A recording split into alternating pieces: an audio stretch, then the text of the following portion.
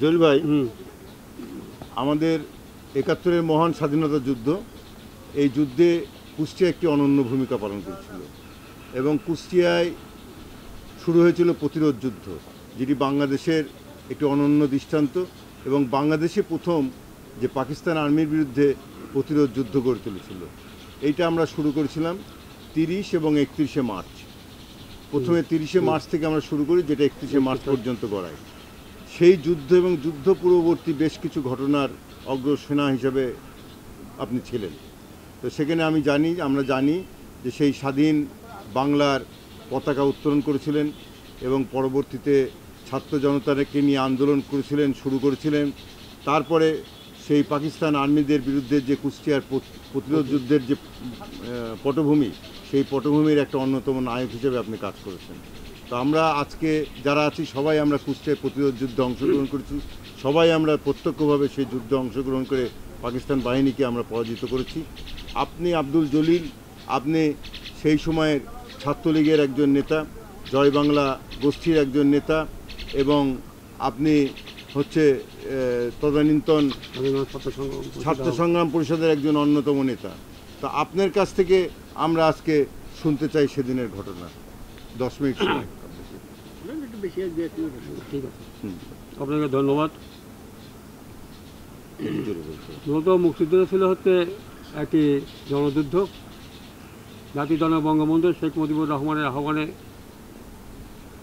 সারা দেশে যখন আন্দোলন সংগ্রাম, যখন হরতাল অবরোধ চলছে, সেই সময় আমি তখন ছাত্র সংগ্রাম পরিষদের, স্বাধীন বাংলা ছাত্র সংগ্রাম পরিষদের আহ্বায়ক হিসাবে আমার সৌভাগ্য হয়েছিল যে 3 তারিখে কুষ্টিয়া ইসলামিয়া কলেজে স্বাধীন বাংলার পাকিস্তানের পতাকা পোড়াই দিয়ে স্বাধীন বাংলার পতাকা উত্তোলন করা। তারপর থেকে আমরা ছাত্র সমাজ এবং শুধু ছাত্রলীগ না, ছাত্র সংগ্রাম পরিষদ না, আরও অন্যান্য সংগঠন যারা ছিল, বিশেষ করে যারা ছাত্র অন্য সংগঠন বামদল যারা ছিল, তারা সবাই সম্মিলিতভাবে আমরা কুষ্টিয়ার যেখানে শ্রমিক, কৃষক, ছাত্র জনতা, তাদের মধ্যে ব্যবস্থা যে আমরা এই স্বাধীনতার যুদ্ধের জন্য আমরা প্রস্তুতি গ্রহণের জন্য আমরা ব্যবস্থা নিই। সেই সময় পুলিশ, আনসার, বিডিআর এবং সেনাবাহিনী এবং তাদের সম্মিলিতভাবে মূলত এই যুদ্ধটা হয়।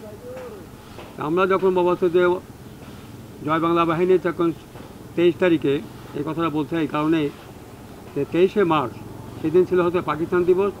পাকিস্তান দিবসের পরিবর্তে আমরা বাংলাদেশ দিবস সেদিনকে আমরা পালন করি এবং সেদিনকে জয় বাংলা বাহিনীর বিরাট কুচকাওয়াজ হয়। সেখানে হাজার হাজার মানুষ সেখানে সমবেত হয়। পরবর্তীকালে 25 তারিখে রাত্রে আমরা রূপ চৌধুরীর ওখানে যখন আমরা বসে আমার বিভিন্ন রকম রাজনৈতিক আলাপ আলোচনা হচ্ছে, তৎকালীন এমপি, সেই সময় যশোর থেকে একটা টেলিফোন আসলো। যশোর থেকে টেলিফোন আসলো, বললো যে এরকম ঢাকাতে ক্র্যাকডাউন হয়েছে বা আর্মি যশোর থেকে কুষ্টিয়া থেকে মুভ করছে। এই সংবাদ পাওয়ার পরে তখন আমরা বাবাসে চোরহাসে এবং বিভিন্ন জায়গায় কুষ্টিয়া শহরের অন্যান্য যারা ছিল, আমাদের বন্ধু যারা ছিল, বন্ধু সংগঠনে যারা ছিল, অন্য যারা ছিল, তাদেরকে আমরা বললাম যে তোমরা বাবাসে ব্যারিকেড তৈরি করো। এইভাবে তখন কুষ্টিয়াতে বিভিন্ন জায়গায় আমরা ব্যারিকেড তৈরি করি। তারপর 25 থেকে রাত্রে সেনাবাহিনী এসে, পুলিশ লাইন, তারপর ওয়ারলেস অফিস, তারপর থানা, তারপর জেলা স্কুল, এই বিভিন্ন জায়গায় তারা অবস্থান নেয়। এই অবস্থান নেওয়ার পরে আমরা চেষ্টা করেছিলাম যে 26 তারিখে তাদেরকে একটা প্রতিরোধ করার। তার জন্য রনি রহমান, আজকে যে কিয়া পাকিস্তান হল যেটা, তারই পাশে ছিল রনি রহমান, সেখান থেকে সেই ককটেল থ্রো করতে যায় সেনাবাহিনীর উপর, সে বোম মারতে গেলে সে তখন বাবাতে সেখানে মারা যায়। এই যাওয়ার পরে তখন আমরা বিভিন্ন জায়গায় তখন আমরা ছড়াই পড়ি এবং তখন আমার সৌভাগ্য হয়েছিল এই জন্যই, যেহেতু তখন আমি ছাত্র নেতা, তখন আমি আব্দুল রব চৌধুরীর সাথে তখন আমরা কুষ্টিয়া থেকে ভেড়ামারা যাই, ভেড়ামারা থেকে আমরা চুয়াডাঙ্গা যাই। সেখানে আবু উসমান চৌধুরী তখন দায়িত্ব, কর্নেল আবু উসমান চৌধুরী, সেখানে হেবা ডাক্তার এবং আরও অনেকেই, আমাদের আকাশ ভাই, অনেকে সেখানে ছিল, এমপিরা ছিল।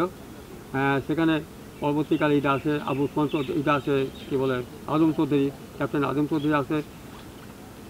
তারপরে তখন পুলিশ বাহিনী এবং আনসার বাহিনী তখন অনেকে সেখানে চুয়াডাঙ্গাতে সমবেত হয় এবং সেখানে সিদ্ধান্ত হয় যে কুষ্টিয়াতে আমরা পাক সেনাবাহিনীর বিরুদ্ধে আমরা প্রতিরোধ গড়ে তুলব। এই সিদ্ধান্ত হওয়ার পরে তখন আমরা সেখান থেকে চলে আসি। আসার পরে কুষ্টিয়াতে আমরা আসার পরে তখন আমরা বিভিন্ন জায়গায় আমাদের কুমারখালীতে আমরা আমরা গোলাম কিবিয়ার, সেখানে আমাদের আব্দুল বাড়ি, তারপর এটা রূপ চৌধুরী, আমাদের ওয়ালিস্তা পরিষদের অনেক নন্দী, আমার বাবুরা ছিল হচ্ছে কী বলে থানায় চাকরি ছিল। এরকম আমরা তারা এখানে ছিলাম, আমরা সবাই তখন বিভিন্ন জায়গায় তখন আমরা অবস্থান নিই। তখন আমাদের একটা দায়িত্ব দিয়েছিল সেই সময়, যে কমান্ড ছিল সেখানে রূপ ভাই বললো যে এরকম ব্যাপার যে আমরা যে যুদ্ধটা করবো, আমাদের সমস্ত যে জনগণ যে আছে এই কুষ্টিয়া শহরের চারিপাশে বাবদ সেই করতে হবে, মানে জনগণকে মোবিলাইজ করতে হবে। এবং যখন আমরা অ্যাটাকটা হবে সেই সময় বাবদে সারা দেশের লোক বা কুষ্টিয়ার চারিপাশে মানুষ জয় বাংলা ধ্বনি দিয়ে তারা মানে এমনভাবে আওয়াজ করে যাতে ব্যবস্থা পাকিস্তানের তারা হয়ে যায়, হতমম্ব হয়ে যায়। তারা বুঝতে পারে যে না আমাদের চারিদিকটা তারা ঘিরে রেখেছে। এইভাবে বলছে 30 তারিখে আমাদের যুদ্ধ হওয়ার কথা ছিল 29 তারিখে, কিন্তু সেখানে ওই মুজাফর সাহেব ছিল হতো ইতে দৌলতপুরে, উনি বর্ডারে, উনাতে আসতে একদিন দেরি হওয়ার কারণে এই যুদ্ধটা হলো 30 তারিখে রাত্রে। 30 তারিখে রাত্রে ব্যবস্থা তখন ওই দিন বোধহয় কিছু অস্ত্র না আসার কারণে সেটা মুজাফর সাহেবের কিছু অস্ত্র নিয়ে আসার কথা ছিল, সেই অস্ত্র আসতে দেরি হওয়ার কারণে এই যুদ্ধটা হলো 30 তারিখে। এই 30 তারিখে তখন কয়েকটা গ্রুপ ভাগ হয়ে যায়।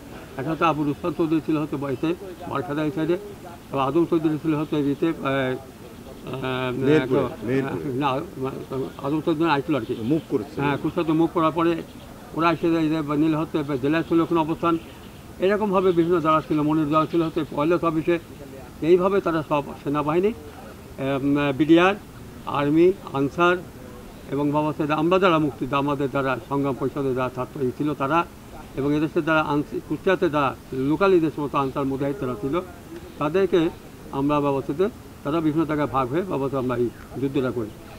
রাত্রের বেলায় বাবাসে ট্রেসিং লাইটে দেওয়ার পরে আমরা যুদ্ধ শুরু হয়।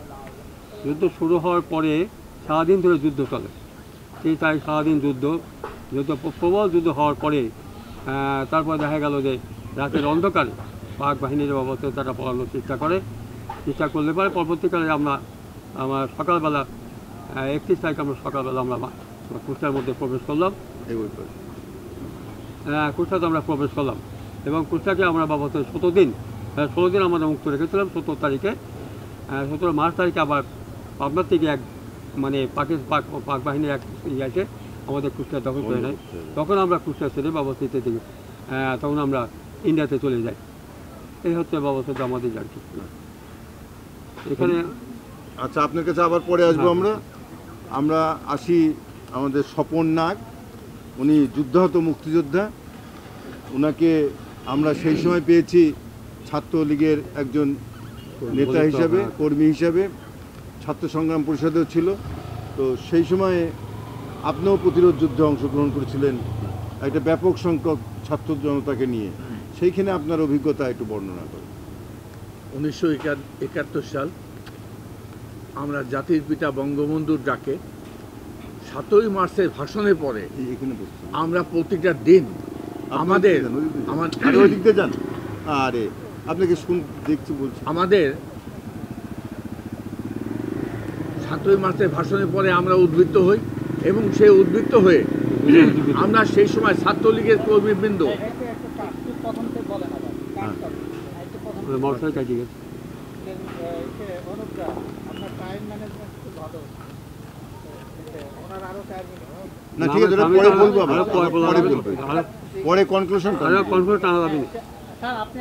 আবার বলবো। স্বপন নাগ, আপনি আমাদের 71-এর মহান মুক্তিযুদ্ধের সময় আপনি ছিলেন তদানীন্তন ছাত্রলীগের একজন অন্যতম নেতা। আপনাদের একটা বিরাট গোষ্ঠী ছিল, আপনারা যারা বন্ধুরা ছিলেন সবাই মিলে, ছাত্র জনতা মিলে আপনার সেই 71-এর স্বাধীনতা যুদ্ধে, প্রতিরোধ যুদ্ধ যেটা কুষ্টিয়া হয়েছিল, সেখানে আপনারও ভূমিকা ছিল অনন্য। আপনি একজন যুদ্ধাহত মুক্তিযোদ্ধা। এই প্রতিরোধ যুদ্ধে আপনার ভূমিকা সম্পর্কে আপনি একটু 1971 সালে আমরা আগাগোড়ায় ছাত্রলীগের কর্মী ছিলাম। আমরা সব সময় ছাত্রলীগ করতাম, সেখানে আমাদের এই জলিল ভাই আছে, আমরা একসাথেই সব দল করতাম এবং আমরা কুষ্টিয়া টাউনের এই ছাত্রলীগের ছেলেদের একটা ব্যাপক ক্ষমতা ছিল, যেটা এনএসএফ পাকিস্তানের সংগঠন এনএসএফরাও আমাদের সাথে পেরে উঠত না। 1971 সালে বঙ্গবন্ধুর ডাকে 7ই মার্চের ভাষণের পরে আমাদের রক্ত টকবক করে ফুটতে থাকে। আমাদের বাড়ি ছিল না তখন, আমাদের বাড়ি ছিল মেন রাস্তা। আমরা রাস্তাতে ঘুরে বেড়াতাম, আমাদের নেতৃত্ব দিত শামসুল আলম দুদু, সেই সময় যার ব্যাপক ভূমিকা ছিল, আমাদের অ্যাডভোকেট আক্কাস ভাই, এই আক্কাস ভাই, আজম চৌধুরী, ইনারা, আর আমাদের প্রথম আমাদের পরিচালনা করেন আবু ওসমান চৌধুরী, যার নেতৃত্বে আমরা 71 সালের 30শে মার্চ আমরা আমাদের জেলা স্কুলের ওখানে আর্মিরা ছিল, থানায় ছিল, ছোট ওয়ারলেসে ছিল, তারপরে পুলিশ লাইনে ছিল। আমরা সবাই তো আর একসাথে এক জায়গায় হওয়া যায় না, আমরা বেছে নিলাম আমরা জেলা স্কুলে হিট করব। আমরা জেলা স্কুলে গভীর রাত্রিতে আমরা পাকিস্তান আর্মিরা ওই ঠিক জেলা স্কুলের একদম মেন রোডের সাথে পাঁচিলের পাশে ওরা তাঁবু করে ছিল। আমরা এটা আগেই রেকি করে গেছিলাম। রেকি করে যাওয়ার পরে আমরা রাত্রিবেলা আতঙ্কিতভাবে গভীর রাতে আমার বন্ধু বাহাউদ্দিনের বাড়ি দেখবেন এখনো জেলা স্কুলের সামনে একটা ছোট্ট দোতলা আছে, এখনো অনেক বিল্ডিং হয়ে গেছে। ছিল ওখান থেকে, ওই বাহাউদ্দিনের বাড়ি ওখান থেকে। তখন তো এত বাড়ি ছিল না, আমাদের যাওয়া আসার সুযোগ ছিল। পাশে খ্রিস্টানের কবর ছিল। আমরা বিভিন্ন জায়গায় শেল্টার নিয়ে, কলকাকলি স্কুলে শেল্টার নিয়ে, ওই বিভিন্ন দূরে দূরে শেল্টার নিয়ে আমরা হঠাৎ করে আক্রমণ করলে ওরা গভীর রাতে আমাদের কাছে পরাস্ত হয় এবং কিছু মৃত্যুবরণও করে। ওরা আচমকা গভীর রাত মানে 30 তারিখ না? হ্যাঁ, 30 তারিখে। আচ্ছা, 30শে মার্চ। তখন ওরা 30শে মার্চ, 31শে, হ্যাঁ 30শে মার্চ গভীর রাতে, তখন ওরা রাতের অন্ধকারে পলায়ন করলে আমরা এখানে জয় বাংলা ধ্বনিতে যখন ফায়ার দিই, তখন আমাদের জয় বাংলা ধ্বনিতেই আমাদের গুলির থেকেও জয় বাংলা ধ্বনি বিশেষ করে খুব কাজে লেগেছে। এই ধ্বনি শুনে ওরা ভয়ে পালিয়ে চলে যায় এবং সেই পালানো অবস্থাতে বিভিন্ন জন স্কেয়ার্ড হয়ে বিভিন্ন জায়গায় গ্রামের মধ্যে শেল্টার নেয় এবং ধরা পড়ে। তার একটা আমার হাতে ছিল। আমি সেই পাক আর্মিকে কুষ্টিয়া সদর থানায় আমরা এনে ওকে আমরা ব্যানর চার্জ করে হত্যা করি।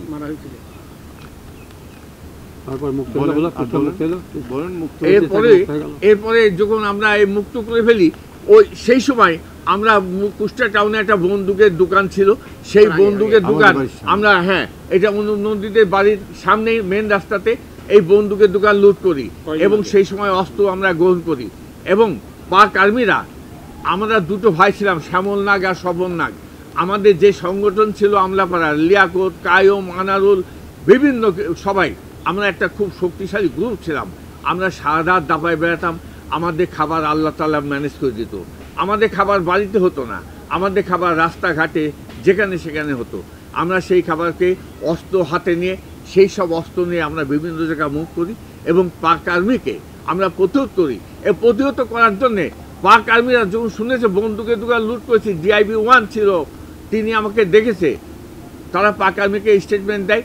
আমার বাবা অ্যাডভোকেট, তখন মুক্তার ছিল, পরে অ্যাডভোকেট হয়েছে, তিনাকে বাড়িতে বন্দুক ধরে এবং বন্দুক ধরে বলে তোমার 2 ছেলেকে থানায় সুবাদ্য করবা। বলছে ঠিক আছে। তারপরে তিনি চলে যায়, আমার বাবাও কেটে পড়ে। আমরা এইভাবেই কুষ্টিয়া মুক্ত করি। বাবুল ভাই বলো। জিল্লুর রহমান জিন্না, বাবুল না বাবুল পরে বল। জিল্লুর রহমান জিন্না,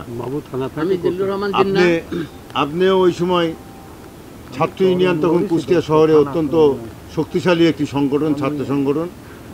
এই ছাত্র ইউনিয়ন এবং ছাত্রলীগ মূলত তখন সংগঠন কুষ্টিয়াতে, আর আমাদের বিপরীত ধর্মী সংগঠন ছিল হচ্ছে NSF।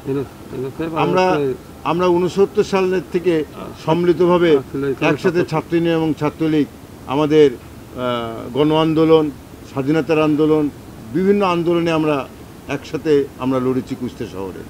তো সেই সময় আপনিও ছাত্র ইউনিয়নের একজন অন্যতম কর্মী ছিলেন এবং অনেক ভূমিকা, অনবদ্য ভূমিকা আপনার আছে।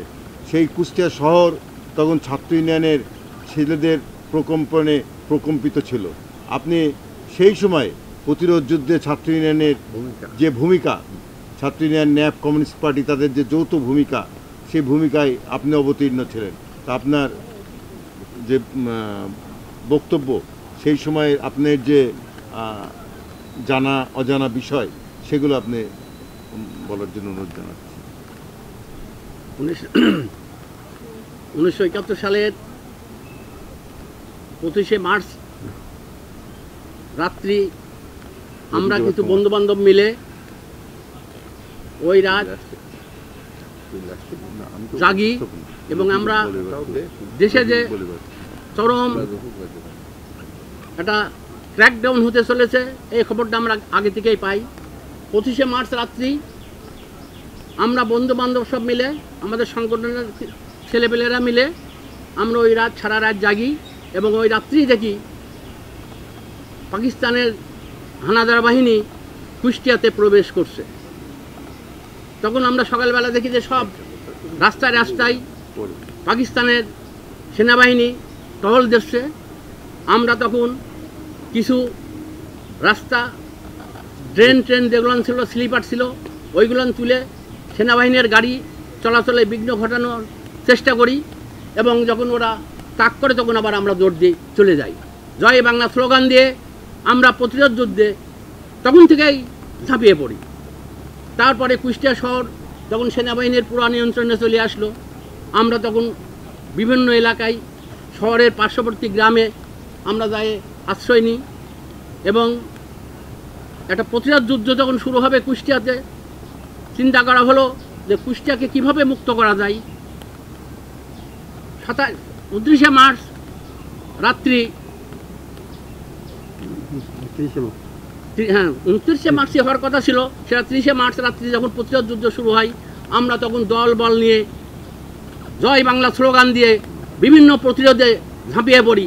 থানা এবং জেলা স্কুল এই দুই জায়গায় আমরা আলাদা আলাদা গ্রুপ করে আমরা তখন সেই বন্দুক ওই কুষ্টিয়ায় একটা বন্দুকের দোকান ছিল সেই বন্দুকের দোকান থেকে লুট করা বন্দুক টন্দুক নিয়ে আমরা সেই যুদ্ধে ঝাঁপিয়ে পড়ি এবং সেই যুদ্ধ করি এবং যুদ্ধ করার শেষে পরে এর থেকে 31শে মার্চ কুষ্টিয়াকে মুক্ত করি এবং সেই যুদ্ধে সাধারণ জনগণ আমাদের সাথে ছিল। গ্রামের লোকজন রুটি ডাল হালুয়া ভাজি তৈরি করে আনিয়ে সেই সময় আমাদেরকে খেতে দিয়েছে। সারাটা দিন দেখেছি সাধারণ মানুষ জনগণ কীভাবে আমাদের সঙ্গে প্রতিরোধে অংশ নিয়েছে। 29শে মার্চ ভোর রাত্রে সেই যুদ্ধে আমরা সবাই অংশগ্রহণ করি এবং কুষ্টিয়াটাকে মুক্ত করি। তারপরে কুষ্টিয়া মুক্ত হওয়ার পরে 16-17 দিন মুক্ত ছিল। তারপরে আবার ফের নতুন করে এসে কুষ্টিয়ায় আবার নতুন করে সেনাবাহিনী এসে আবার তারা কুষ্টিয়াকে দখল নেয়।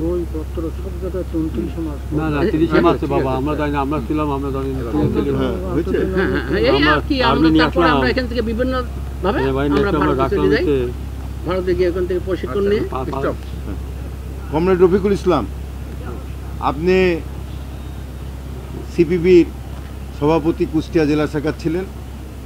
আপনি ওই সময় 71-এর সেই মহান মুক্তিযুদ্ধে এবং তার আগে আপনি বাংলাদেশ ছাত্র ইউনিয়নের তদানীন্তন পূর্ব পাকিস্তান ছাত্র ইউনিয়নের একজন বলিষ্ঠ কর্মী ছিলেন। আপনি দৌলতপুরে আপনার বাড়ি, দৌলতপুর থেকেও আমরা জানি প্রতিরোধ যুদ্ধ শুরু হয়েছিল, সেখানেও প্রতিরোধ যুদ্ধ হয়েছে। দৌলতপুরের বর্ডারকে খোলা হয়েছে, সেখান থেকে অস্ত্র আনার চেষ্টা করা হয়েছে এবং সেখানে আজম চৌধুরী অস্ত্র নিয়ে এসছেন মেহেরপুর দৌলতপুরের অঞ্চল দিয়ে। দৌলতপুরের বহু মানুষ কুষ্টিয়াতে জনযুদ্ধের অংশগ্রহণের জন্য এসছে। সেই সময় সাথে সাথে এসছে ওই ছাত্র জনতার সাথে সাথে আমাদের এখানে বিভিন্ন রাজনৈতিক দল, সেখানে ছাত্রলীগ, ছাত্র ইউনিয়ন, ন্যাপ, কমিউনিস্ট পার্টির বহু নেতারা উপস্থিত হয়েছেন জনযুদ্ধে। আপনার ভূমিকা সেই সময় ছিল অনন্য, সেই ভূমিকা সম্পর্কে আপনি আপনার বর্ণনা। ইতিমধ্যে আমাদের খুব বেশ গুরুত্বপূর্ণ কথা বলেছেন। আমরা সবাই জানি যে 25 তারিখে আগে পাক আর্মিরা এখানে একটা অবস্থান নেয় এবং সেই অবস্থানে তারা থাকে। তখন যে জিনিসটা লক্ষণীয় ছিল যে ইপিআর যারা, সেই ইপিআররা তখন একটা সিদ্ধান্ত নিল যে তারা কিভাবে মানে পুরা কুষ্টিয়াকে মুক্ত করবে এবং সেই আঙ্গিক থেকে চুয়াডাঙ্গা, মেহেরপুর, কুষ্টিয়া পুরো এলাকাকে নিয়ন্ত্রণ করার জন্য একটা পরিকল্পনা গ্রহণ করে এবং মেজর উসমান চৌধুরীর নেতৃত্বে এই পরিকল্পনাটা তৈরি হয় পরবর্তী পর্যায়ে তারা আরেকটা জিনিস উপলব্ধি করে যে রাজনৈতিক নেতাদের সঙ্গে এটাকে যদি মানে সমন্বয় করা না যায় তাহলে পরে এই আন্দোলনকে সঠিক পথে অগ্রসর করে নেওয়া যাবে না। এবং সেই সময় ইপিআরের যে নেতৃবৃন্দ ছিল, যারা সৈনিক ছিল, সেই সৈনিকরা তখন পাকিস্তানি যে সৈনিক ছিল তাদেরকে সারেন্ডার করায় এবং তাদের একজন ক্যাপ্টেন ছিল, সেই ক্যাপ্টেনকেও তারা হত্যা করে এবং তারপরে সারা কুষ্টিয়া মুক্ত করার জন্য তখন রাজনৈতিক নেতৃবৃন্দ, বিশেষ করে আকাশ ভাই, তারপরে আব্দুর চৌধুরী, তারপরে হেবা ডাক্তার, তারপরে অন্যান্য নেতৃবৃন্দ, এর মধ্যে ছাত্রনেতা সেলুনও ছিল, শামসুল আলম দুদু, আনোয়ার আলী সহ অন্যান্য নেতৃবৃন্দের সঙ্গে তারা যোগাযোগ করে এবং যোগাযোগ করার মধ্য দিয়ে এই যুদ্ধকে আরও সামনের দিকে অগ্রসর করে নিয়ে যাওয়ার জন্য এই লড়াইয়ের পথ তৈরি করে এবং সেই বিবেচনার জায়গা থেকে কুষ্টিয়া শহরে 5টা জায়গা থেকে এই যেখানে আর্মিরা থাকতো, পাকিস্তানি মিলিটারি সামরিক জান্তা, সেই 5 জায়গার মধ্যে একটা হলো ওয়্যারলেস, তারপরে হলো থানা, তারপরে হচ্ছে পুলিশ লাইন এবং জেলা স্কুল, এই সকল জায়গায় আক্রমণ কিভাবে শানিত করা যায় সেই পরিকল্পনা গৃহীত হয় এবং সেই পরিকল্পনা অনুযায়ী 30 তারিখ ভোর রাত্রে মানে এই আক্রমণ শুরু হয় এবং সেইটা 31 তারিখ পর্যন্ত অব্যাহত থাকে এবং এক পর্যায়ে অধিকাংশ জায়গায় পাক সেনারা যারা ছিল আমি যেটুকু শুনেছি যে 147 জন তারা ছিল, তার মধ্যে থেকে 13 জন এখান থেকে পালিয়ে যেতে সক্ষম হয়, বাকি সবাই এখানে নিহত হয় এবং এই যে মানে সংগঠিত যে লড়াই, এই লড়াইয়ে শুধুমাত্র যে রাজনৈতিক নেতৃবৃন্দ এবং ছাত্ররা এখানে সংশ্লিষ্ট ছিল তাই না, পাশাপাশি জনতাও এই সংগ্রামের সাথে একাত্ম ঘোষণা করে এবং সমস্ত এলাকার মানুষ, সাধারণ মানুষ ঐক্যবদ্ধ হয়ে রাজনৈতিক নেতৃবৃন্দ, ছাত্র জনতা একত্র হয়ে জয় বাংলা স্লোগান দিয়ে সারা কুষ্টিয়া শহরকে ঘিরে ফেলে এবং পাক মিলিটারিরা তখন মানে তারা মানে প্রকম্পিত, মানে তারা ভয়ে মানে কাঁপতে থাকে এবং এক পর্যায়ে লড়াইয়ে তারা হেরে যায় এবং ওই 13 জন এখান থেকে পালিয়ে গাড়াগঞ্জের পথে রওনা দেয় আর বাকিরা সবাই নিহত হয় এবং গাড়াগঞ্জে যাওয়ার পথে যারা এটা রওনা দিয়েছিল তারাও পথের মধ্যে এক জায়গায় একটা ব্যারিকেডে পড়ে সেখানে রাস্তা কেটে একটা মানে তৈরি করে পরীক্ষা খনন করা হয়েছিল, সেই পরীক্ষার মধ্যে পড়ে তারাও অনেকে ওখানে আহত হয় এবং কেউ কেউ নিহত হয় এবং সেই সময় মেজর শোয়েব ছিল হচ্ছে এই টিমে। আর কিছু কিছু মানুষ যারা মানে ওরা তখন বিভিন্ন গ্রামের দিকে পালিয়ে যায় এবং পালিয়ে যাওয়া লোকজনকে গ্রামের মানুষ পিটিয়ে হত্যা করে এবং এইটার মধ্য দিয়েই 1 তারিখে সারা কুষ্টিয়া মুক্ত হয় এবং পাশাপাশি এই মুক্ত পরিবেশটা আমাদের 16 তারিখ পর্যন্ত অব্যাহত ছিল।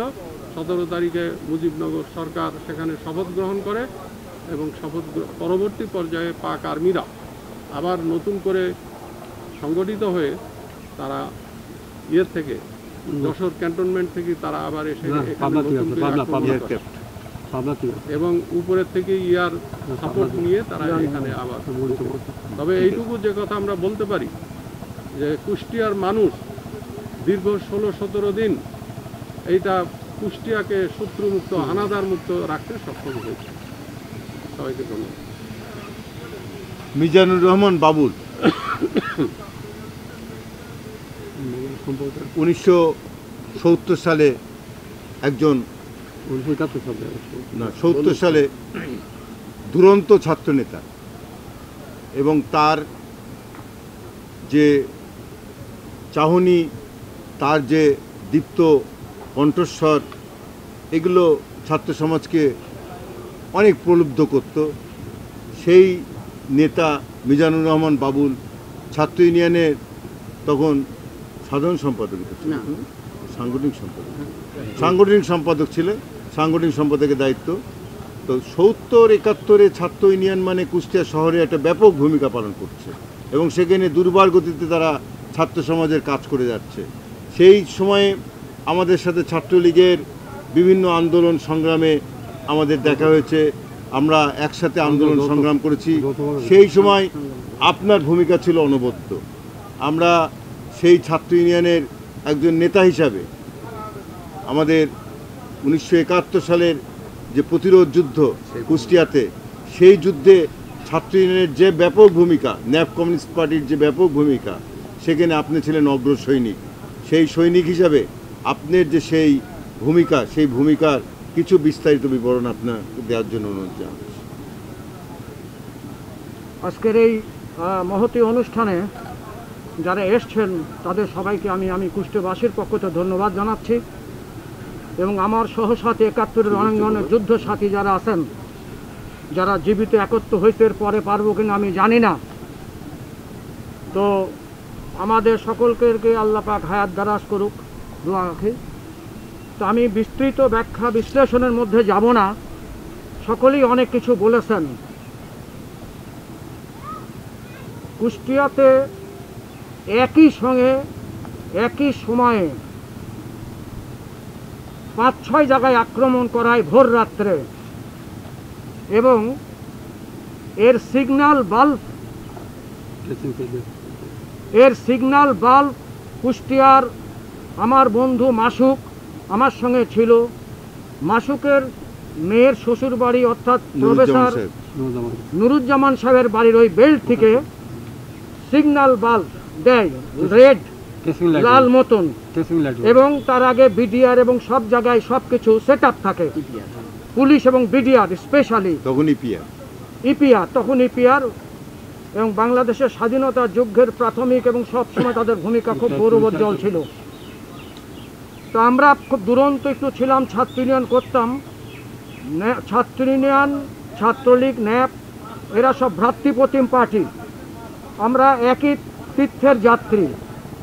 আর আমাদের সর্বোচ্চ মহান নেতা জাতির জনক বঙ্গবন্ধু শেখ মুজিবুর রহমান, উনার 7 মার্চের ভাষণের পর থেকেই আমরা সবাই একটু বেশ হয়ে গেলাম যে এটা একটা ভয়ঙ্কর, উনি ঘরে ঘরে দুর্গ গড়ে তুলতে বলেছেন, অর্থাৎ উনার নির্দেশ মাফিক আমাদের করতে হবে, চলতে হবে এবং স্বাধীনতা আনতে হবে। আমরা পুলের পরে বসে আছি, ঠিক 30 তারিখের 2-3 দিন আগে একজন ইপিআর আসলো, সিভিল ড্রেসে, সম্ভবত উনি রিটায়ার্ড ছিলেন। আমি মাসুক বৃত্তি আমরা বন্ধুবান্ধব বসে আছি, তো বলল যদি এরকম ঘটনা হয়, তোমরা তো খুব সাহসী আমি জানি, তোমরা কি লড়াই করতে পারবা? তো বললাম যে হ্যাঁ পারবো। তো লড়াই তো পাক আর্মি একটা ডেল্টা বাহিনী,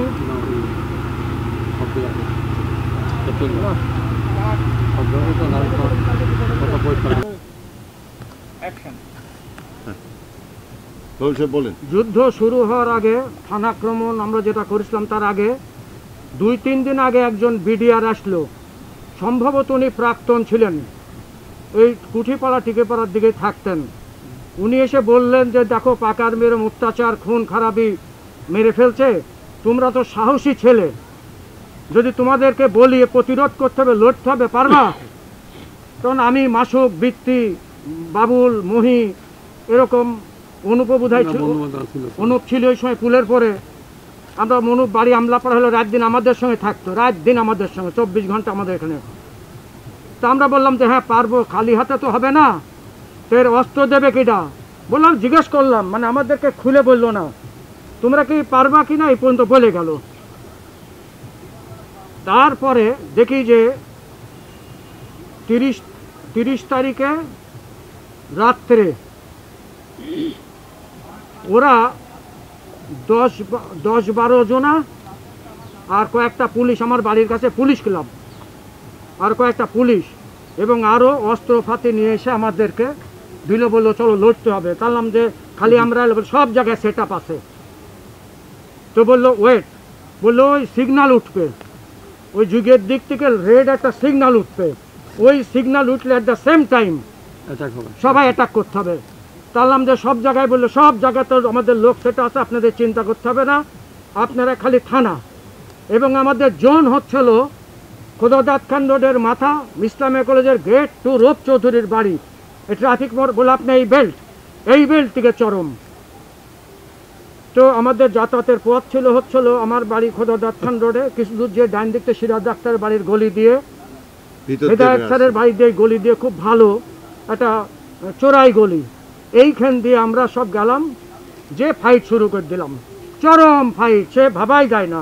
হ্যাঁ, বিডিআরদের মধ্যেও কিন্তু ওরা এক জায়গায় থাকলো না, গ্রুপ গ্রুপ করে, মানে কায়দা করে ওরা বেশি হয়ে গেল। তা আমাদের মধ্যে ওরম থাকলাম, কিন্তু আমাদের মধ্যে এরা ভোর রাত্রি, তো কেউ কাকা চিনতে পারছে না, কেউ কেউ বুঝতে পারছে না। এই করতে করতে বেলা 10টা 11টা 12টা বেজে গেল। তারপরে মাঝে মধ্যে আবার টুকটুক করে দিক চলেও আসছিলাম, হ্যাঁ, রাইফেল নিয়েই। তারপরে আপনার ওই শাহজাহান ভাই দর্জি ছিল, ও বোম বানাতে পারত, তো ও 2টো বোম এনে দিল যে বাবুল থানায় মারো। তো আমি বললাম আপনার বোমে ঠিক হবে কিনা, রাইফেল দিতে ভালো হচ্ছে। তারপরে আপনার ওই একটা বোম রহিমদের বাড়ির সামনে টেস্ট করলাম, এটা দূর, তখনকার বাড়িঘর কিন্তু এরকম পাকা ছিল না, ফাঁকা ফাঁকা ছিল। ওই লাল ভাইদের বাড়ির সামনে মাঠ ফাট ছিল, টেস্ট বিকট আওয়াজ হলো, আর একটা নিয়ে এসে মারলাম থানাতে। মারার পরে বা শর্টে বলে দিই, সেটা হচ্ছিল যে থানা চরম টিম ইন্ডিয়াস লড়াই হতে হতে হতে হতে হতে আপনার হঠাৎ করে তখন বেলা বাজে 10:30 থেকে 11টা কি 12টা। সেই সময় দেখি বড় মসজিদের এখানে আপনার ওই পাবলিক লাইব্রেরির পাশের গলিতে মানুষের ভিড়, 5-6 জন 10 জন মানুষ। কি ব্যাপার গেলাম, দেখলাম যে আমাদের সঙ্গে যে পুলিশটা ছিল তার চেহারা আমার এখনও মনে আছে, 5 ফুট 5 থেকে 6 ইঞ্চি লম্বা, আমাদের বয়সী, আপনার ওর গায়ে ড্রেসই ছিল। ওর এই হেলমেট ফুটো হওয়ার কথা না, কিন্তু হেলমেট ফুটো হয়ে ওর গুলি লাগে মাথায়। তারপরে ওকে ধরে টরে সবাই নিয়ে আসছে। তো আমরা ওই হেদায়েত স্যারের বাড়িতে ওখানে রাখলাম। আমি জীবনের প্রথম ওই মানুষের মানে হেলমেটটা খুলে ঘেলু দেখলাম। তারপরে তো আমাকে তো লড়াই করতে হবে। তারপরে দেখার পরে বৃত্তি তখন বলল, আমাদের এক ফ্রেন্ড ওখানকার চরম লড়াকু, আমি, মাসুক, বৃত্তি, মহি, রেজাউল করিম, বাবুল, অনুপ নন্দী, তারপরে হচ্ছিল আপনার ফণি, তারপরে হচ্ছিল মহি, শেখ মহি, এই আমরা একটা এই ট্রুপস ভয়ঙ্কর লড়ছিলাম, বুক ভরা সাহস আল্লাহ মিলাই দিল বঙ্গবন্ধুর বাণী। তারপরে হ্যাঁ, এবারে সংগ্রাম, স্বাধীনতা সংগ্রাম, মুক্তির সংগ্রাম, সুযোগ তো বারবার আসবে না। তো ওকে আমরা বললাম চল সিরাজ ডাক্তারের বাড়ি যাই। তো সিরাজ ডাক্তারের বাড়ি ছিল পাশেই। সিরাজ ডাক্তারের বাড়িতে আসলাম, যে চলেন আপনাকে যেতে হবে, ওই যে পুলিশ গুলি খাইছে আমাদের সঙ্গেকার।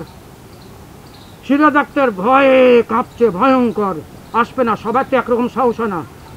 বৃত্তি তখন ও রাইফেল দিয়ে সিরাজ ডাক্তার গুলি করে দেবে। সে বৃত্তিকে সিরিয়াসলি বললাম, যাই ও কী করছে, সবাইকে একরকম তোর মতন সাহস হবে, রাইফেল এরকম করে দিলাম। দিয়ে আমরা চলে আসলাম, এসে দেখি পুলিশটা নিয়ে চলে গেছে আর কি, হসপিটালে নিয়ে চলে গেছে। তারপরে আমরা আমাদের ফাইটে চলে গেলাম। কিন্তু সিরাজ ডাক্তার তো আমাদের সবসময় সহায়তা করেছে, সর্বোচ্চ সহায়তা করেছে, কিন্তু লড়াইয়ের সাহস, রাইফেল দিয়ে লড়াই করে সাহস, সবাই তো যুদ্ধে একরকম পারে না, সবাই তো করে না, হ্যাঁ পারে না, ওনার সেইটাই তো অভাব ছিল। কিন্তু উনি সহযোগী হিসাবে আমাদের সব সময় আমাদের, কিন্তু ওইটা উনি কাপ ছিলেন ভয়ে। তো যাই হোক, আমরা আসার পর তারপরে আর তো যাই না। তারপরে ওখান থেকে যুদ্ধ করতে করতে আমি চলে গেলাম রূপ ভাইয়ের বাড়িতে। চলে এসে রূপ ভাইয়ের বাড়িতে যে আমি আল্লাহ আমাকে বাঁচিয়েছে, ওই যে পিলার, তখনও দোতলায় উঠিনি আমি, ওই পিলার আছে, ওই পিলারের কাছে আমি দাঁড়াই দেখি শালা এক পাক আর্মি TNT থেকে আমাকে এরকম করছে। ওরে বাবা, তাড়াতাড়ি করে শালা ফাইট নিচ্ছে। আমরা তো তখন গেরিলায়, ভারতে যেরকম গেরিলা ওয়ারফেয়ারে ট্রেনিং নিছি, ওখানে তখন তো ট্রেনিং পাইনি অত, বুঝতে পারছেন। তো তাড়াতাড়ি করে তো গাটা ঢাকলাম, যাই হোক হয়নি, সঙ্গে সঙ্গে দোতলায় উঠে গেলাম। দোতলার থেকে ফাইট করছি, সেই সময় ওই কালিয়া ডাক্তার ওপারে বাড়ি, উনি দেখি ধামা করে একটা কাজের লোক দিয়ে বন্দুক নিয়ে গুলি নিয়ে এসে ফাইট করছে।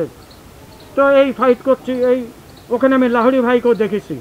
হ্যাঁ, কালো ডাক্তার মানে মান্নান সাহেবের বাবা। মান্নানের বাবা, হ্যাঁ। হ্যাঁ, লাহড়ি ভাইকেও আমি দেখেছি, মান্নানের বাবা। যেটা সত্যি সেটা বলছি। লাহড়ি ভাইয়েরও ওখানে লেগে, যাই হোক লড়াই দেখেছি আমি। তারপর যুদ্ধ করতে তারপরে এক সেকেন্ড, তারপরে আর আমি এত বিস্তৃত ব্যাখ্যা দেব না। তারপরে ধরে নেন ফের লড়াই হলো, চরম লড়াই, দিন রাত্রি লড়াইয়ের পরে থানা মুক্ত হলো। না ওর বউ আসছে না, আন্দাজে থানায় ঢুকলাম। থানায় ঢোকার পরে আরো মুক্তি। বৃত্তি তাড়াতাড়ি করে, আমার ফ্রেন্ড বৃত্তি আমেরিকায় মারা গেছে। হ্যাঁ, তো মুক্তিতে বানাই দিয়েছে। ও আপনার এই পাকিস্তানি পতাকা থানায় ছিল, উঠছিল, ওইটা কারোর মনে ছিল না। ওই পতাকা তাড়াতাড়ি নামায় কোথার থেকে বঙ্গবন্ধুর ওই যে স্বাধীনতার পতাকা ম্যাপ দেওয়া যেটা ছিল, হ্যাঁ প্রথমে ওইটাই ছিল। জলিলরা যেটা যেভাবে তুলেছিল, ওই পতাকা বৃত্তি থানায় টাঙায় দিল। তবে পরিতাপের বিষয় হচ্ছে বৃত্তি এখনো মুক্তিযোদ্ধা হতে পারেনি, আমেরিকায় থাকে, ওখানে মরেও গেছে। ও আমাদের মতন ভারতে কিন্তু গেরিলা ওয়ারফেয়ারে ট্রেনিং নেওয়া। পাকিস্তান আর্মি যেগুলো থানায় অবস্থান করছিল তাদের অবস্থা কি? আচ্ছা, তারপরে বলি, থানা হলো, হওয়ার পরে থানা দখল করে ফেললাম। দখল করার পরে ঘরের মধ্যে দেখি শালা এক পাক আর্মি, বেলুস রেজিমেন্ট ছিল ওরা। ওই শ্যামল যে এক চর মারলো প্রথমে, শ্যামল ওর চাস্তো ভাই প্রাম করে এক চর মারলো। তারপরে ওকে নিয়ে যে তো গুলি করা হলো। হ্যাঁ, গুলি করা হলো, গুলি করলো আমার এক আনারুল ছিল, আনারুল। হ্যাঁ, যাকে এইবার আসেন, মুক্ত হয়ে গেল। মুক্ত হওয়ার পরে আমরা যেহেতু ছাত্র ইউনিয়ন করতাম, তো সকলেই ভালো, ছাত্রলীগ আমাদের বন্ধু, তারাও দূরদর্শী। কিন্তু আমাদের মধ্যে তখন জাগলো, আমার আর মাসুকের মধ্যে, যে এই যে পাক আর্মির লাশ থানায় 4-5টা, আর শহরেও কিছু লাশ, এই লাশগুলো তো পচন ধরবে, তাহলে পরে এগুলো কি করতে হবে? বললাম চল ডিসি সাহেবের কাছে যাই। শামসুল হক ডিসি সাহেব বোধহয় মাজারে একটু পুজো ছিলেন, আগে এসডিও ছিল আমাদের বাড়ির কাছেই, মাসুকের আব্বাকেও চিনত। হঠাৎ করে আপনার মজমপুর গেটে দেখা, বললাম যে আপনি একটা বালুর ট্রাক দেন। তখন তো বালুর ট্রাক ছাড়া ছিল না, একটা বালুর ট্রাক দেন, এই ট্রাক দিয়ে আমরা লাশগুলো ফেলে আসি। তুমি বললাম এখন এই অবস্থায়, দেশের এই ব্যাপার, সব জায়গায় তোমরা মুক্ত করে ফেলেছো, এখন আইন শৃঙ্খলা তো বুঝতেই পারছো, তোমরা আমরা সম্মিলিত, আমি কোথায় পাবো, কি করবো, কেউ ভয়ে আসবে না। মাসুকের সঙ্গে বেশ বেঁধে গেল ওনার কথা কাটাকাটি। ভদ্রলোক একটা পর্যায়ে একটা কাকে বলে একটা পেট্রোল ট্রাক দিল, সেই ট্রাকে করে লাশগুলো তুললাম এখানে, আর 6 রাস্তার মোড়ে কয়েকটা দিয়ে 8, 9, 10টা লাশ হবে পেট্রোল ট্রাকে তুলে আমি আর মাসুক চলে গেলাম দিঘের গোরস্থানে। ওই দেখেন ওই দিকে, এই গোরস্থানে যে 1, 2, 3 1, 2, 3 করে ফেলে দিলাম। ফেলে দেওয়ার পরে সম্পূর্ণ শহর আমাদের নিয়ন্ত্রণে, আমরা খুব সুশৃঙ্খলভাবে করার চেষ্টা করি, ছাত্র ইউনিয়ন করি। ছাত্রলীগ তখনকার সময়টা, ওই 17 তারিখ পর্যন্ত সময়টা শেষ হয়নি আমার, ওই 17 তারিখটা সময়টা ছিল কিন্তু একদম মানে কল্যাণমুখী একটা রাষ্ট্রের যা চরিত্র হয়, সকলেই যেন ভাই। হ্যাঁ, আমির ফকির এক, জেলা প্রশাসক পিয়ন এক, আমরা সবাই রাইফেল নিয়ে ঘুরতাম, সব কোনোরকম ডাকাত চোর কিচ্ছু নাই, একদম সুশৃঙ্খল। 17 তারিখে পাক আর্মিরা পাবনার থেকে ইনফেন্ট্রি গ্রুপ বোঝায় শালা 100 ফায়ারিং করতে করতে আসছে। তার আগে বোধহয় আমি একটু ইন্টারফেয়ার করি, তার আগে 15-16 এই 2 দিন কিন্তু আকাশে তারা যশোর ক্যান্টনমেন্ট থেকে এয়ারক্রাফট এসছে। আমি তো বলে নিই, তো আমি তখন আপনার ইয়েতে, এই যে আমার বাড়ির সামনে মণ্ডপ ঘরের কাছে পুলিশ, অর্থাৎ পুলিশ ক্লাবের পাশে পাক আর্মি সমস্ত লোক কিন্তু হরিপুরে চলে যাচ্ছে।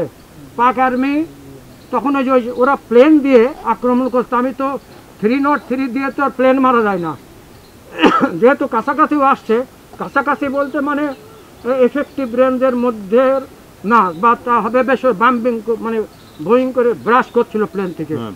তা আমি আবার ওই ইয়ের থেকে আপনার ওই মানে মণ্ডপ ঘরের সঙ্গে গা লাগায় ফায়ারিংও করছিলাম 17 তারিখে। কিন্তু তারপর লাগ ভালো যে মান্নান ডাক্তারের বড় ছেলের ও দাঁড়ায় ছিল, একটা গুলি লাগেনি, লাগ ভালো মাথাতে 2-1 ফিট দূরে বেশে। এই আর কি বিস্তৃত মোটামুটি ব্যাখ্যা। তারপরে তো আর ভারতের যে ট্রেনিং নিয়ে এগুলো তো আপনারা জানেননি। সেই সময় তো অনেকে ওই যুদ্ধে থানাপাড়ার আমি বলি, ওই যুদ্ধে ছাত্র ইউনিয়নের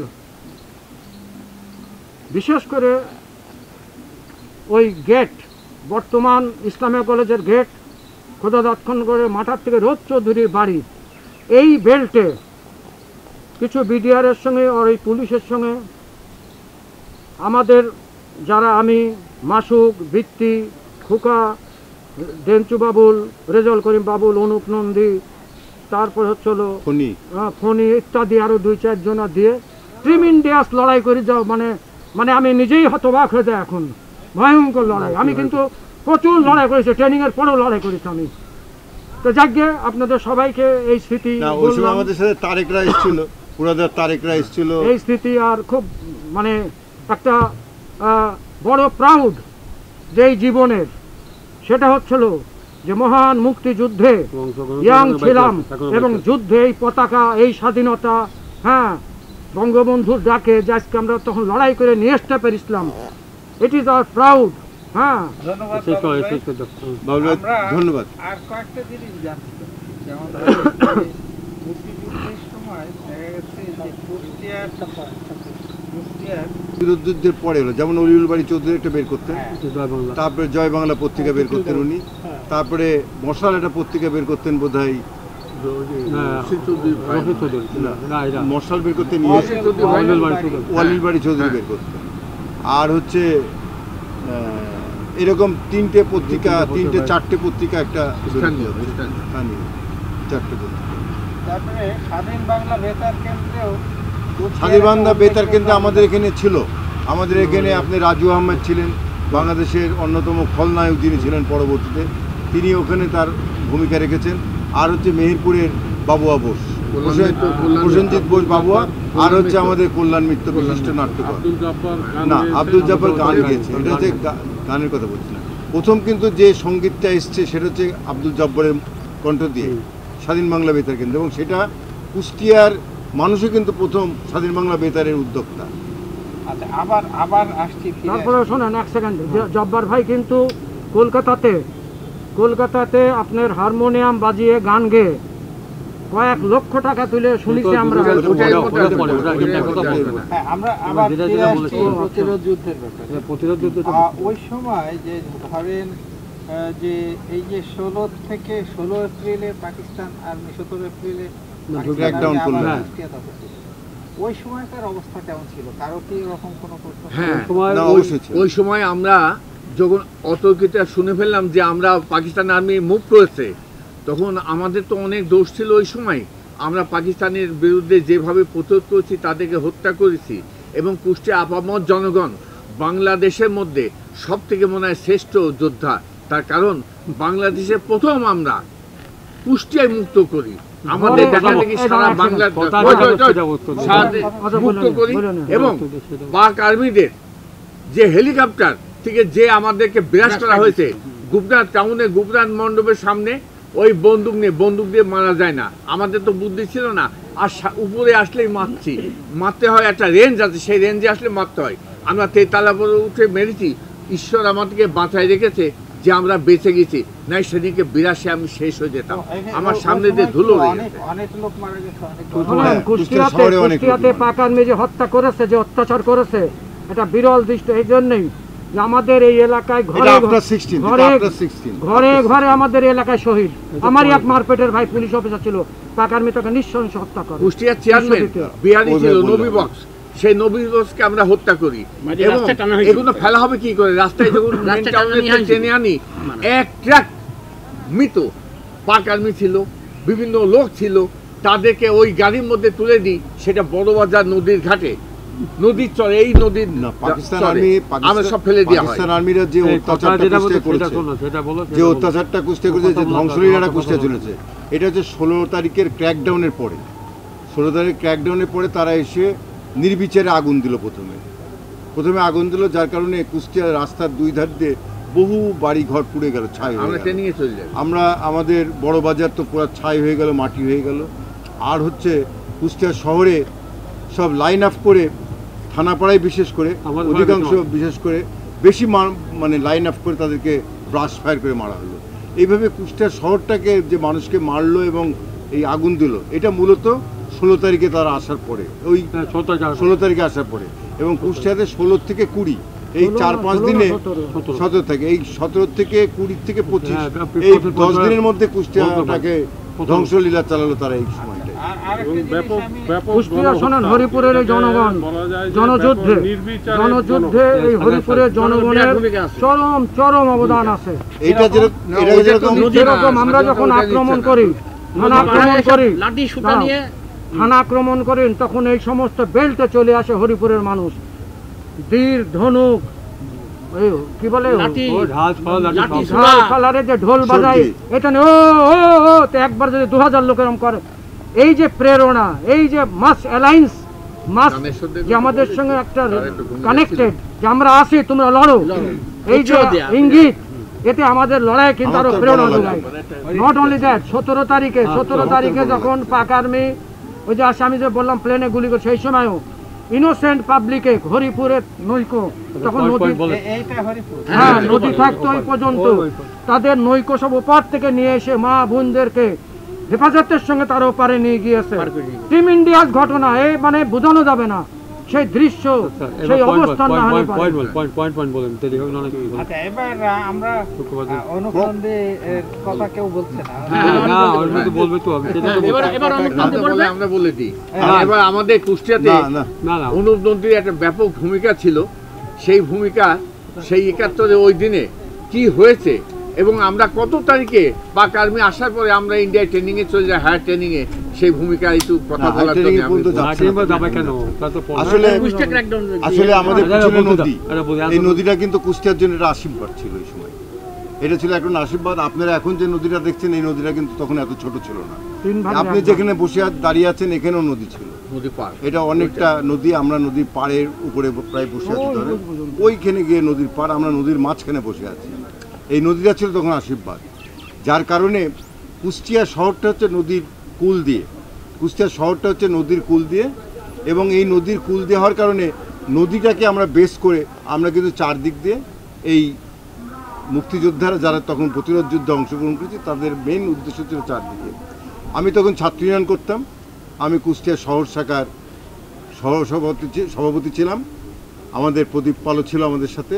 তো সেই সময়ে কুষ্টিয়া যখন 25শে মার্চ পাক আর্মিরা আসলেন, তার আগে যে 7ই মার্চে বঙ্গবন্ধুর ভাষণের পরে বাংলাদেশের জনগণ যেভাবে ঐক্যবদ্ধ হচ্ছিল, যে সাহসের সাথে তারা স্বাধীন বাংলার জন্য তারা লড়াকু মনোভাব নিয়ে তারা লড়ে যাচ্ছিল, সেই সময় 25শে মার্চে তাদের আসার পরে যে ক্র্যাকডাউনটা শুরু হলো, স্বভাবতই ছাত্র জনতার মধ্যে একটা উদ্বেগ সৃষ্টি করে, একটা ভয়ঙ্কর পরিবেশ সৃষ্টি করে, একটা প্রতিবাদের সুর সৃষ্টি করে, যার কারণে প্রত্যেকে যে যার অ্যাঙ্গেল থেকে এটাকে প্রতিবাদ করার চেষ্টা করে। তখন আমাদের এখানে আমাদের কমিউনিস্ট পার্টির নেতা ছিলেন কমরেড রওশন আলী, তখন আওয়ামী লীগের নেতা ছিলেন আমাদের অ্যাডভোকেট আজিজুর রহমান আক্কাস, আব্দুর রব চৌধুরী, দুজনেই কিন্তু তখন এমপি ছিলেন। আমাদের তখন ছিলেন আহসানুল্লাহ সাহেব, এরা ছিলেন, এরা সম্মিলিতভাবে, তখন তো সম্মিলিত সংগঠন গড়ে উঠেছে সংগ্রাম পরিষদ। সেই সংগ্রাম পরিষদের নেতৃত্ব কিন্তু মূলত তারা।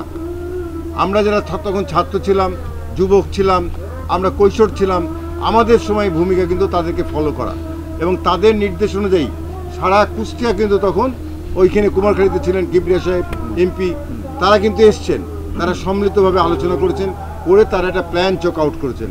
এই প্ল্যান চক আউট করে কিভাবে এই প্ল্যানটা কোথায়, এই প্ল্যানটা বিভিন্ন জায়গায় হয়েছে। এটা হয়েছে আমাদের মূলত হচ্ছে এই নেতাগুলোর সাথে দেখা হয়েছে হেবা ডাক্তার সাহেবের, আসাবুল্লাহ, ডাক্তার আসাবুল্লাহ, উনি হচ্ছেন, ওনার মূল বাড়ি হচ্ছে আলমডাঙ্গায়, ওনার মূল বাড়ি আলমডাঙ্গায়, উনি প্র্যাকটিসও করতো আলমডাঙ্গায়। হয়তো আমাদের জলিল সাহেব, আমাদের বাবুল সাহেব ভুলে গেছেন, মানে হয়তো স্মরণ থেকে চলে গেছে অনেক দিনের ঘটনা। মেহেরপুরের শহীদুদ্দিন সাহেব এসেছিলেন এমপি, মেহেরপুরের শহীদুদ্দিন সাহেব এমপি এসেছিলেন, যাকে আমরা বঙ্গবন্ধু বলে ডাকতাম, মানে উনি একেবারে অবিকল বঙ্গবন্ধুর মতো দেখতে। তো তিনিও এসেছিলেন, এরা কিন্তু সমৃদ্ধভাবে বৈঠক করেন। বৈঠকটা করে হচ্ছে ওই মেজর ওসমান সাহেবকে নিয়ে, তারপর আমি বলি একটু আজম সাহেবকে নিয়ে, এদেরকে নিয়ে বিভিন্ন বৈঠক করেন। এটা প্রথম বৈঠক হয়েছে আসাবুল হক সাহেবের ওখানে আলমডাঙ্গাতে, তারপর হয়েছে মেহেরপুরে যে বৈঠক হচ্ছে সেখানে হচ্ছে আজম সাহেবকে দায়িত্ব দেওয়া হয় ওই ভারত থেকে অস্ত্র নিয়ে আসার জন্য। এরপর কিন্তু তারা এসে আমাদের এখানে আমাদের রূপ চৌধুরীর বাড়িতে একটা বৈঠক হয়। রূপ চৌধুরী সাহেবের বাড়িতে এই থানাপাড়া ট্রাফিক মোড়ের সামনে ওখানে যে দোতলা বাড়ি, এই বাড়িতে হচ্ছে তাদের একটা বৈঠক হয়। এরপর আক্কাস সাহেবের ওখানে হয়েছে কিনা আমি সঠিকভাবে বলতে পারবো না। সেখানে কিন্তু আমাদের এই সমস্ত নেতাগুলোই উপস্থিত ছিলেন। কমরেড রওশন আলী, আমাদের আজিজুর রহমান আক্কাস, তারপরে হচ্ছে আমাদের ওই রূপ চৌধুরী সাহেব, শহীদুদ্দিন সাহেব, কিবরিয়া সাহেব, সবাই উপস্থিত ছিলেন। এইভাবে একটা প্ল্যান চক আউট হয়। এই তখন জিকু ভাই ছিলেন এখানে, তারপরে হচ্ছে জিকু ভাই ছিলেন, তারপরে অ্যাডভোকেট বাড়ি সাহেব ছিলেন, এরা ছিলেন। তো তারপরে হচ্ছে আপনার সবাইকে বলে দেওয়া হয় কে কোন থেকে আক্রমণ করবে। মেনলি ওয়াইল্ডলেসের ওই কুমোরখালীর ওই অঞ্চল দিয়ে হার্ডিন ব্রিজ, আমাদের গড়াই ব্রিজের, তখন তো গড়াই ব্রিজ ছিল না, তখন ওই নদী পার হয়ে বিরাট জনগণকে সাথে নিয়ে ঢাল, ফালা, সরকি, গাদা বন্দুক এইসব নিয়ে কিন্তু কিবরিয়া সাহেব কুষ্টিয়া শহর চারদিকে ঘিরে ফেলেছিলেন। এটা হচ্ছে কুমোরখালী থেকে এসেছিলেন। কুমোরখালী সেখানে অংশগ্রহণ করেছিলেন হাসিমপুর, দুর্গাপুর, চাপড়া, সন্ধ্যা, এই সমস্ত নদী পাড়ের সমস্ত জনগণ, হাজার হাজার জনগণ, মানে কয়েক লক্ষ জনগণ সেদিন কুষ্টিয়াতে জমা ছিল। কুষ্টিয়াতে মেয়েদের ভূমিকা ওইভাবে ছিল না। আমাদের ছাত্র ইউনিয়নের কিছু মেয়ে তারা বিভিন্ন জায়গায় ঘুরেছে বেড়েছে, কিন্তু তাদেরকে আমরা এখন আর সংগঠিত করতে পারিনি। ওই সময় তারা কিছু যে ছিল না তা না, ছিল, তবে সেটা মানে উল্লেখযোগ্য কোনো ভূমিকা ছিল না। এরপরে হচ্ছে আমাদের ছিল যে 29 তারিখে হচ্ছে এই অ্যাটাকটা হবে। এরপরে আমাদের ছাত্র ইউনিয়নের যে একটা ব্যাপক, আমরা বলেছি যে ব্যাপক সংখ্যক জনগণ ছিল ছাত্র ইউনিয়ন ন্যাপ কমিউনিস্ট পার্টির। তো সেখানে মূল ভূমিকা পালন করে হচ্ছে কাজী মাসুক আর হচ্ছে মিজানুর রহমান বাবুল। এদের ভূমিকাটা অনবদ্য ভূমিকা ছিল। আমাদের ছাত্র ইউনিয়নের ন্যাপ কমিউনিস্ট পার্টির যারা যারা ছিল শহরে, প্রত্যেকের বাড়িতে গিয়ে কিন্তু তারা নক করেছে এবং বলেছে যে আগামী 29 তারিখে অমুক জায়গায় আসতে। তারপরে সেটা যখন ফেল করেছে তখন কিন্তু আবার তারা দায়িত্ব নিয়ে সেটা বলে দিয়েছে যে এটা আজকে আসা যাবে না, এটা আমাদের সিগন্যাল আসে নাই, পরবর্তীতে আসতে হবে, আমরা আবার দিব। কিন্তু তার কিছুক্ষণ পরে তারা আবার বলছে যে 30 তারিখে আসতে। 30 তারিখ আমরা তখন মনে করলাম যে আমাদের ক্লিয়ার। আমরা সেই ভোরবেলা, তখন রাত বাজে 2:30, আমরা তখন আমাদের যে জায়গাটা ছিল সেটা হচ্ছে আমাদের মিজানুর রহমান বাবুলের বৈঠকখানা, ওইখানে আমাদের সমবেত হতে হবে। এরপরে ওই সময় কিন্তু সবাই প্ল্যান মাফিক সব জায়গায় যার যেখানে দায়িত্ব ছিল সেখানে ঘিরে ফেলেছে। আমাদের ছাত্র ইউনিয়ন, আমাদের দায়িত্ব ছিল যে এই কুষ্টিয়া থানাকে ঘেরাও করা, যেটা মিজানুর রহমান বাবুল ব্যাপক বলে গেছে, আমি আর অতটা বলতে চাচ্ছি না। এরপরে আমরা থানা ঘেরাও করে সেখানে আমাদের পরিকল্পনা মাফিক আমরা কিন্তু সেই কার্য সমাধা করেছি। সেখানে সবচেয়ে মানে একটা বিষয় ছিল যেটি আমরা কেউই বলি না, সেটি হচ্ছে আমরা শুধু যারা ছাত্র ইউনিয়ন করতাম, ছাত্রলীগ করতাম বা আওয়ামী লীগ করতো, ন্যাপ করতো, কমিউনিস্ট পার্টি করতো, শুধু তারাই ছিল না, সেখানে দেখার মতো ভূমিকা দেখিয়েছে হচ্ছে সাধারণ জনগণ। লাখো লাখো জনগণ সেদিন কুষ্টিয়া শহরকে ঘিরে ফেলেছে, যারা কোনো রাজনীতি করে না, যারা কোনো সমাজনীতি করে না, যারা কিছু না, তারা মানবিকতার টানে, দেশপ্রেমিকের টানে, দেশপ্রেমের সাথে তারা পাকিস্তান জানতাকে কিন্তু বঙ্গবন্ধুর ডাকে তারা কিন্তু চেষ্টা করেছে এবং তাদের দেশকে মুক্ত করার জন্যে তারা কিন্তু সেদিন তাদের জীবনকে বাজি রেখে লক্ষ লক্ষ জনতা তারা কিন্তু এসছে এই কুষ্টিয়া শহরে প্রতিরোধ যুদ্ধে অংশগ্রহণ। ধন্যবাদ জানাব মানস নন্দী। এবং সেই কারণেই এই যুদ্ধকে আমরা বলি জনযুদ্ধ। এই যে দীর্ঘ প্রতিরোধের উপর যে আলোচনা হলো, আপনি একজন সিনিয়র একজন রাজনৈতিক নেতা, তো দীর্ঘ অভিজ্ঞতা আপনার রয়েছে, এর প্রেক্ষিতে যে আলোচনা হলো তার প্রেক্ষিতে আপনি সংক্ষেপে কিছু সাম আপ করেন। যাই বাঙালি জাতি রাষ্ট্র প্রতিষ্ঠার ক্ষেত্রে এদের স্বাধীনতা সংগ্রাম,